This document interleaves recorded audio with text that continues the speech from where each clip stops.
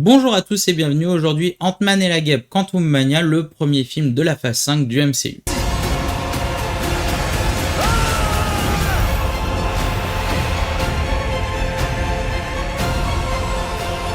Avant de commencer cette vidéo, je tiens à vous dire qu'on va spoiler un certain passage du film, donc si vous ne l'avez pas vu, il est préférable que vous reveniez sur cette vidéo après. Je ne vais pas vous faire un résumé du film car j'estime que vous avez vu le film récemment. Je vais simplement vous dire ce que moi j'ai pensé du film, les points positifs et les points négatifs du film. Eh bien, j'ai été déçu surtout sur la fin, parce qu'au final, j'aurais voulu une fin beaucoup plus dramatique, et c'est pas la fin à laquelle je m'attendais. C'est pour ça que je dis pas que le film est mauvais, parce qu'au final, sinon tous les films seraient mauvais, vu qu'ils ne comportent pas tout ce que nous voulons, mais j'ai été déçu. Et en plus, ce ressenti est accentué parce que vu que c'est à la fin, bah forcément quand on sort de la salle, c'est la dernière chose dont on se rappelle. Et si je devais parler des points un peu négatifs du film, premièrement au niveau de l'image, j'ai trouvé que c'était très sombre, très noir. Il y avait des scènes où on voyait pas grand chose, je sais pas si ça vous est arrivé, ou alors si c'est peut-être moi dans mon cinéma et je sais pas ce qu'ils ont fait, mais j'ai trouvé l'image très terne, très noire, alors que normalement dans le monde subatomique, tout est coloré, tout est assez flashy, il y a des gros contrastes, donc je sais pas. Niveau musique, rien à signaler, hein, franchement, mais quand je dis rien à signaler, c'est pas de mauvais, hein, c'est qu'il y a rien du tout, aucun son qui m'a percuté, même à l'arrivée du méchant. Et au niveau des personnages, alors outre les personnages secondaires qui sont un peu des sidekicks et entre guillemets qui sont quand même assez récurrents dans en termes de style dans d'autres films, bah pour moi les quatre on va dire les quatre vieux quoi, hein, Hank Pym, sa femme Janet, la Guêpe et Ant-Man, c'était un peu pâteau hein, à l'écran, hein, entre ceux qui veulent faire des blagues, la Guêpe inexistante. Rien du tout. À part arriver à la fin, elle sert à rien. Et faire des piou-piou avec ses trucs. Ant-Man, à part faire des blagues et se faire casser la gueule par Kang, et ça j'ai kiffé. Janet, à part faire la Dark Sasuke, non je ne vous dirai pas ce qui s'est passé, mais c'est très grave et c'est très important, mais je ne vous le dirai pas. Tout ça pendant le film. Et Hank Pym qui est juste là avec ses fourmis et qui fait deux trois petites blagues et qui soutient sa petite fille. Franchement, c'était vraiment pas ouf, hein. Par contre, en termes, on va dire, allez, on va dire que ça c'est un point moyen, c'est-à-dire qu'il y a du bon et il y a du moins bon. MODOK, bon point parce que j'ai été très surpris de le voir. Je n'avais pas été spoilé de ce côté-là. Après, ce n'est pas le MODOK auquel je m'attendais. MODOK, normalement, dans les comics, une personne très intelligente, il a une armée très sophistiquée, il a de l'équipement de pointe très scientifique. Et là, bah, au final, on se retrouve avec un variant, une itération de MODOK, où c'est un bras droit de Kang le Conquérant. Il est cité comme étant un chasseur, donc il tue les proies qu'il doit chasser. C'est une version à laquelle je ne m'attendais pas de MODOK. Et je dis pas que cette réécriture n'est pas intéressante, bien au contraire. Là où, en fait, j'ai un point négatif sur le personnage, c'est même pas sur le fait que ça soit Darren et que ça soit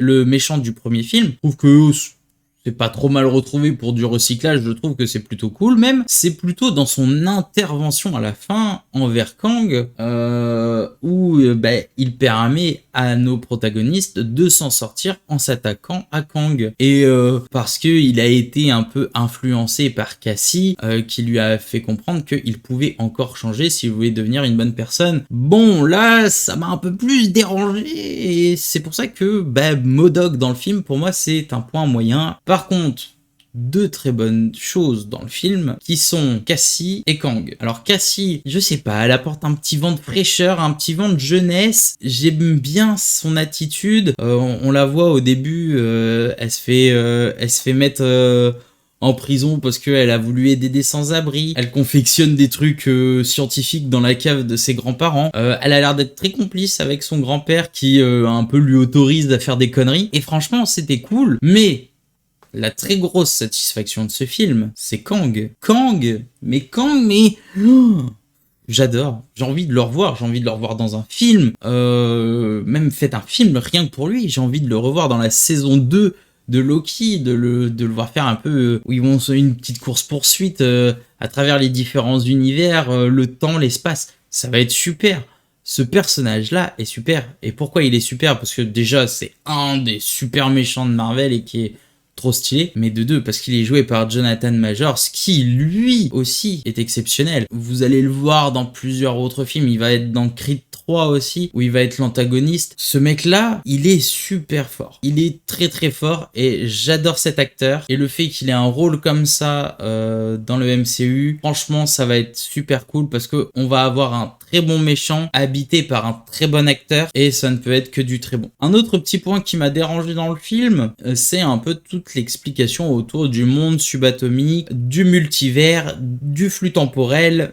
Ils ont même parlé d'incursion, un terme qu'on avait entendu dans Doctor Strange 2, Multiverse of Madness. Et pareil, ils ont aussi essayé d'expliquer un peu les variants, les itérations de Kang. Et j'ai trouvé que c'était assez brouillon, incompréhensif pour une personne qui n'est pas proche du monde Marvel, qui ne suit pas forcément les séries et qui ne regarde que les films. Et encore, même par chance, même si cette personne regarde tous les films, pas sûr qu'elle ait vraiment tout compris. Alors que cette explication nous avait été donnée, que ça soit sur le flux temporel, sur le multivers et sur les variants de Kang, ça nous avait été donné comme explication dans la série Loki. Et j'ai trouvé que l'explication dans la série Loki était beaucoup plus simple, beaucoup plus courte, et beaucoup plus compréhensive que celle qui nous a été donnée dans le film. Et si je dois parler d'un dernier point qui m'a plu, c'est le combat à la fin entre Kang et Ant-Man. Alors il ne m'a pas plu dans son résultat final, mais il m'a plu dans sa chorégraphie, dans son intensité, parce qu'on sentait bien que Kang était au-dessus dans le combat. Il lui éclatait sa tronche à Ant-Man et ça me faisait plaisir de voir un méchant foutre une branlée à un gentil. Et c'est pour ça que j'étais déçu, je me disais, j'avais un espoir, le film m'a donné l'espoir, mais regarde, le méchant va gagner, il va s'en sortir et il va foutre un sbeul pas possible. Bon, j'ai eu un mauvais espoir, vu que c'est pas ce qui s'est passé à la fin, vu que Ant-Man réussit à vaincre Kang, Kang est entre guillemets désintégré, et Ant-Man peut retourner à sa vie d'avant, et on voit le parallèle avec la première scène et la dernière scène, où on le voit marcher dans la rue, et il se dit, oh l'univers est tellement drôle, il se passe vraiment des trucs bizarres, et en plus c'est... faut vraiment que ça arrive qu'à moi, sauf que, petite différence avec la première scène, c'est que dans la deuxième scène, il se fait « Mais du coup, on a tué Kang, mais est-ce que c'était la bonne chose ?» Parce qu'il a dit que si on le tuait lui, il y en allait avoir d'autres qui allaient arriver pour tout désintégrer, alors est-ce qu'on a fait une bonne chose? Et là, je me suis dit « Cool !» Si on tombe sur on finit sur un Ant-Man qui a des regrets d'avoir tué ce Kang-là et d'avoir potentiellement mis tout le multivers et tous les flux temporels en danger, c'est cool. Eh ben non, à la fin, il a fallu qu'ils disent bon, c'est pas grave, bon, et je continue ma vie. Non, enfin, moi j'aurais préféré qu'on finisse sur une petite note grave, une note dramatique. Et non.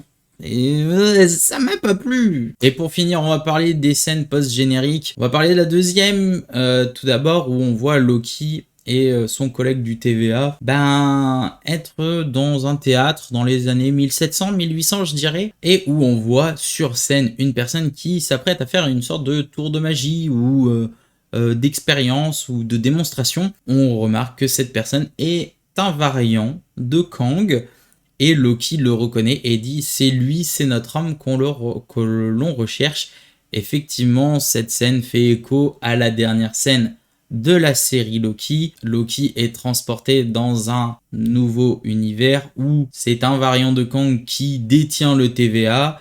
Et peut-être qu'il a expliqué ça au variant de son collègue du TVA, qui lui a expliqué toute l'histoire et qui sont à sa recherche pour essayer qu'ils remettent de l'ordre dans le flux temporel. Alors que la première scène post-générique, eh bien, on voit une multitude, des centaines de milliers de Kang différents qui viennent de tous les multivers possibles et inimaginables, car il est précisé, quand ils discutent tous ensemble, enfin les trois, on va dire un peu les trois principaux, hein, qui discutent et qui disent ouais, t'en as réuni combien? Je nous ai tous réunis. Bref, ça nous annonce peut-être une offensive. De toute façon, si là on a eu des Kang en post-générique ici, vous vous attendez pas à avoir de la grosse action avant la phase 6, ce qui est normal.